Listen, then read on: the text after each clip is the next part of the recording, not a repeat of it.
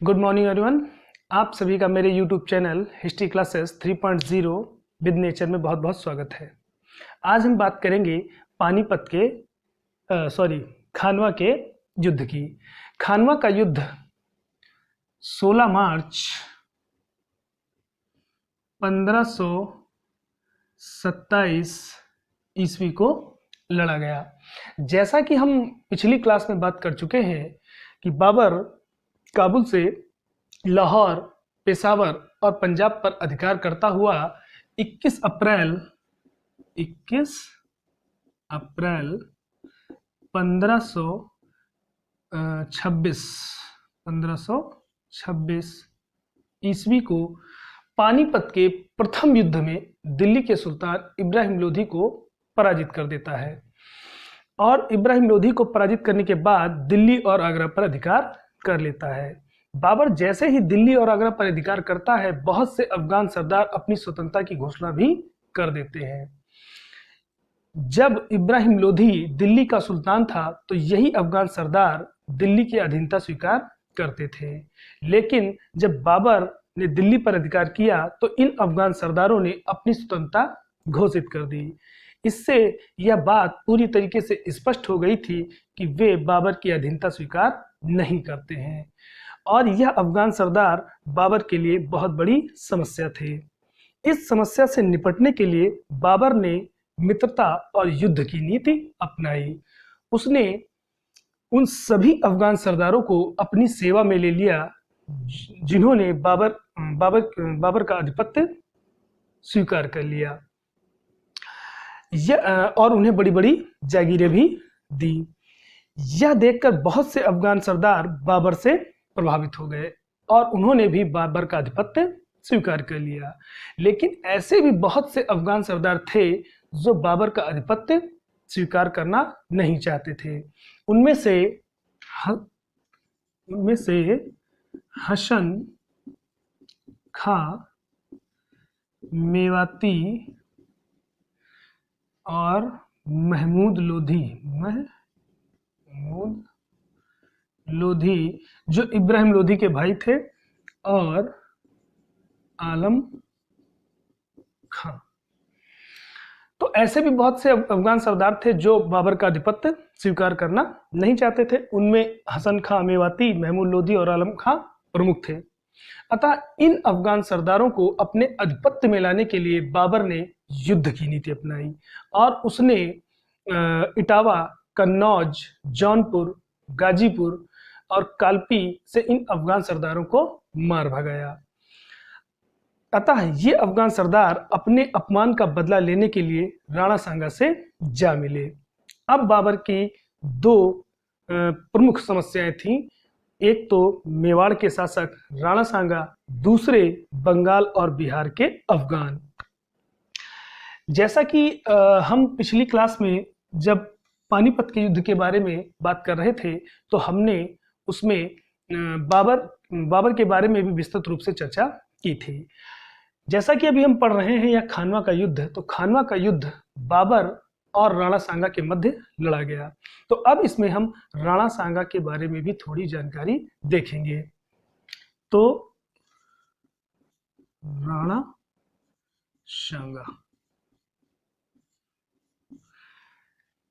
सांगा सुसोदिया वंश के शासक राणा रायमल के सबसे छोटे पुत्र थे। यह अदम्य साहसी और बहुत पराक्रमी योद्धा थे। इनके पराक्रम का अनुमान इस बात से लगाया जा सकता है कि इन्होंने मालवा और गुजरात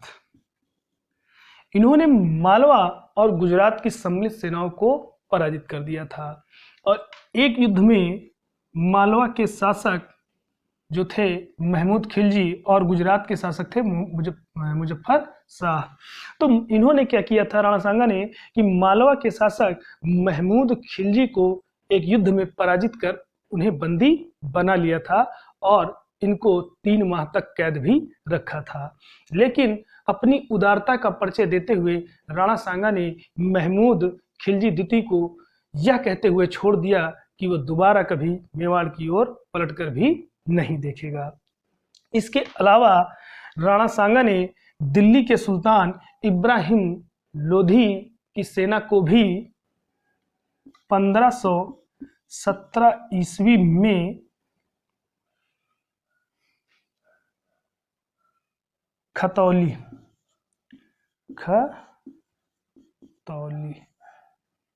के युद्ध, कहीं कहीं पर यह घतौली भी मिलता है, कहीं कहीं पर खतौली भी मिलता है। तो 1517 ईस्वी में खतौली के युद्ध में दिल्ली के सुल्तान इब्राहिम लोधी की सेना को भी राणा सांगा ने पराजित कर दिया था। इस अपमान का बदला लेने के लिए इब्राहिम लोधी ने एक दूसरी विशाल सेना भेजी। राणा सांगा ने उस दूसरी विशाल सेना को भी 1518 ईस्वी में बाड़ी के युद्ध में पराजित कर दिया। तो इस प्रकार से अगर हम देखें तो राणा सांगा ने दिल्ली के सुल्तान इब्राहिम लोधी की सेना को भी 2 बार पराजित किया था। यह भी कहा जाता है कि राणा सांगा ने 100 युद्ध लड़े थे। इन 100 युद्धों में राणा सांगा ने अपनी एक आंख, एक हाथ और एक पैर भी खो दिए थे। लेकिन इतना सब होने के बाद भी राणा सांगा के पराक्रम में कोई कमी नहीं आई थी।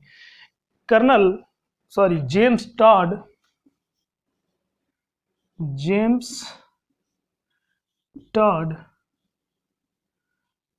इनके बारे में लिखते हैं कि एक मिनट,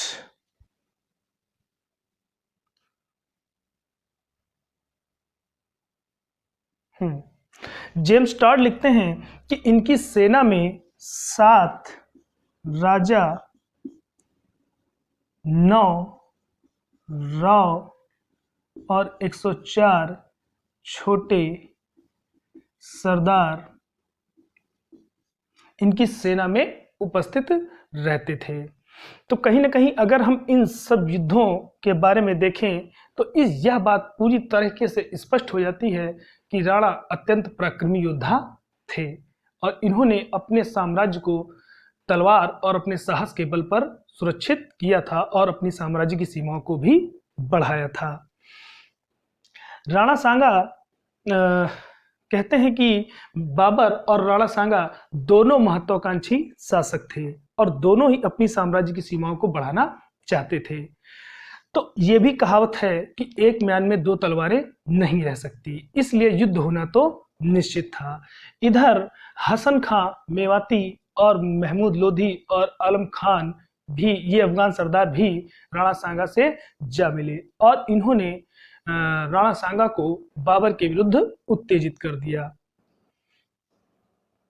इसके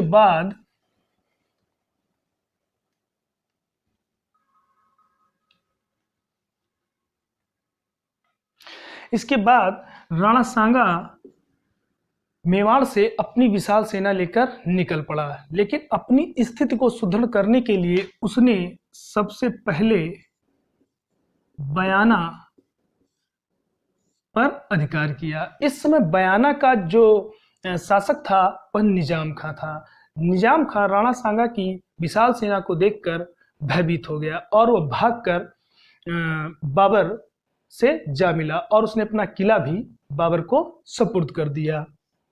बाबर ने मेहंदी ख्वाजा को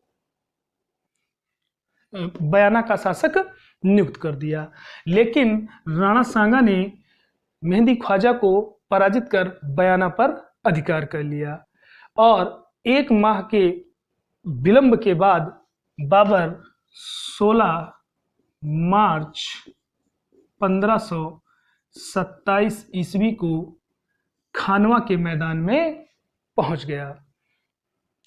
यहां जो ये घटना हुई थी बयाना पर जब राणा सांगा ने अधिकार किया था तो यहाँ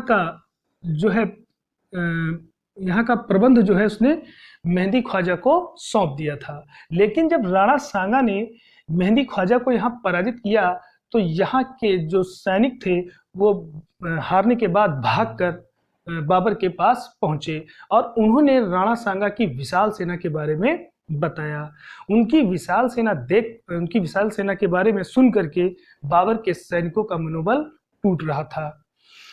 और इधर काबुल के एक ज्योतिषी थे जिनका नाम था मोहम्मद शरीफ। काबुल के ज्योतिषी थे मोहम्मद शरीफ। इन्होंने यह भविष्यवाणी कर दी कि बाबर यह युद्ध हार जाएगा।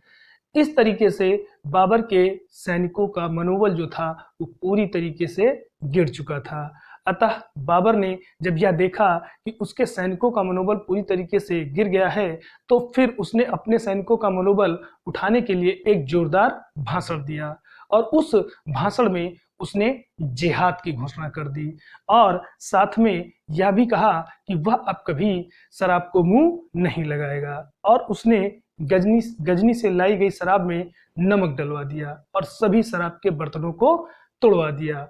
यहाँ तक कि उसने तमगा कर को भी माफ कर दिया। तमगा कर एक प्रकार का व्यापारिक कर था। इस जोरदार भाषण से बाबर की सेना में एक प्रकार से उत्साह आ गया और बाबर भी 16 मार्च 1527 को खानवा के मैदान में पहुंच गया। तो अब हम बात करें खानवा के युद्ध की, क्योंकि दोनों सेनाएं खानवा के मैदान में पहुंच चुकी थीं। बाबर ने पानीपत के युद्ध की तरह ही तुलगमा युद्ध नीति का अनुसरण करते हुए अपनी सेना को व्यवस्थित किया था। उसने अपनी सेना को दाएं, बाएं, मध्य, अग्रिम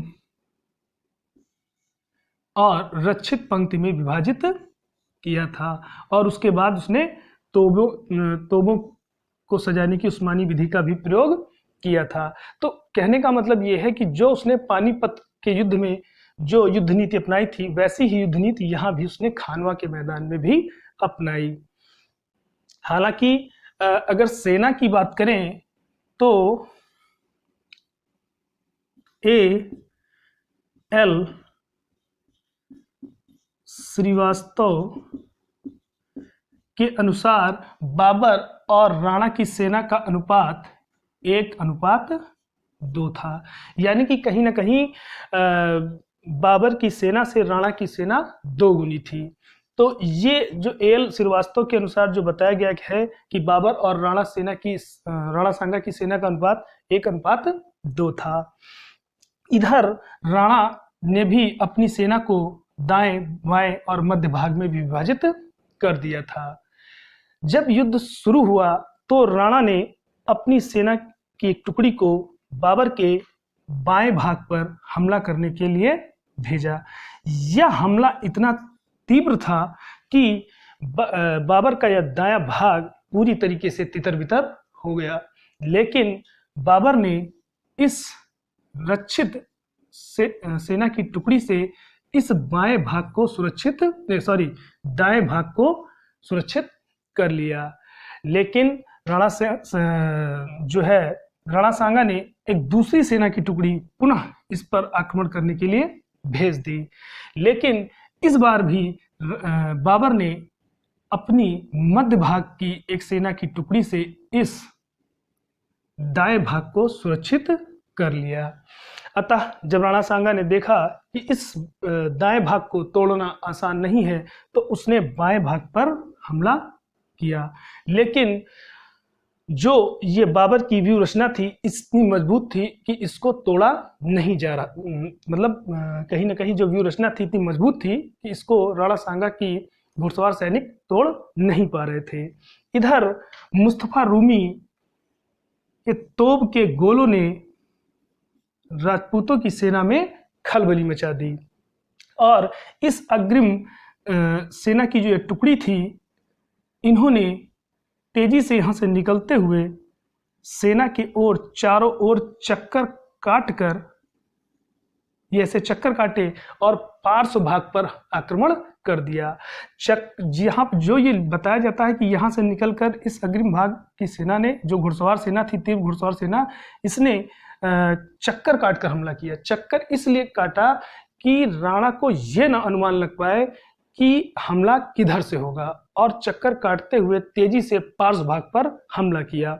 इस हमले में राणा के प्रमुख सरदारों में, जिनमें चंद्रभान, भूपत राय, मणिकचंद्र, दलपत राय और यहाँ तक कि हसन खान मेवाती भी कहीं न कहीं वीरगति को प्राप्त हो गए।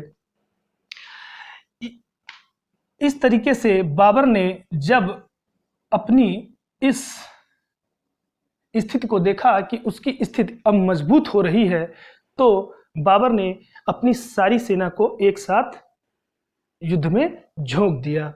इस दूसरे तीव्र गति से किए गए आक्रमण में राणा की सेना के प्रमुख सरदारों में रावत जग्गा, रावत बाघ और करमचंद वीरगति को प्राप्त हो गए।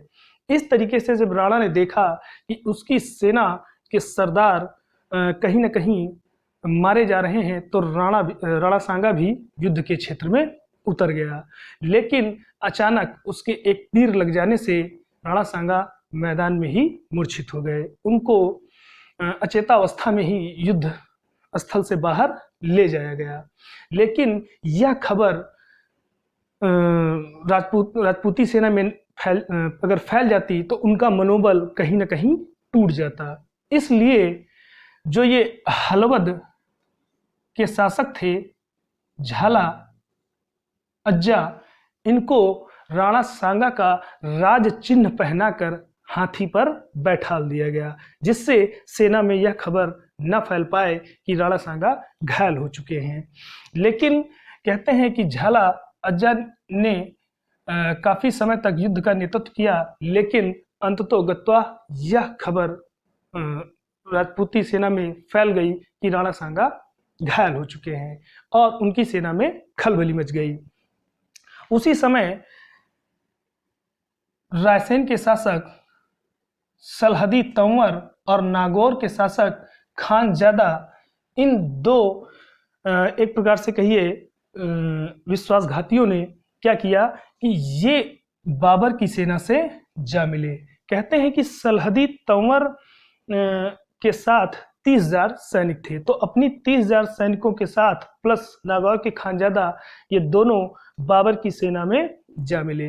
राजपूतों को यह पहले ही जानकारी हो चुकी थी कि राणा सांगा घायल हो चुके हैं और वह युद्ध स्थल में नहीं है, तो कहीं न कहीं उनका मनोबल पहले ही गिर चुका था। लेकिन सलहदी तंवर और खानजादा, ये दोनों जब बाबर के खेमे में जा मिले तो कहीं न कहीं राजपूतों का मनोबल पूरी तरीके से टूट गया और बाबर ने तेजी से हमला, जो कि एक प्रकार से कहिए कि बाबर ने जब यह स्थिति देखी तो उसने और तेजी से हमला किया। इस तरीके से अगर हम बात करें तो राजपूत बहुत ही वीरता से लड़े, लेकिन अंततोगत्वा पराजित हुए। तो इस प्रकार से अगर हम बात करें तो बाबर खानवा के युद्ध में विजयी हुआ और उसने, कहते हैं कि राजपूतों के सर काटकर ढेर लगवा दिए थे और उसने गाजी की उपाधि भी धारण की थी। तो खानवा के युद्ध में बाबर एक प्रकार से कहते हैं कि जब युद्ध जीत गया तो जो राणा सांगा का हिंदू साम्राज्य स्थापित करने का जो स्वप्न था वह भी टूट गया और हिंदू अफगान राष्ट्रीय मोर्चा भी पूरी तरीके से छिन्न भिन्न हो गया था। तो ये आपने देखा खानवा का युद्ध, जिसके बारे में हम लोगों ने विस्तार से पढ़ा। तो अब अगले युद्ध में हम बात करेंगे चंदेरी और घाघरा का युद्ध।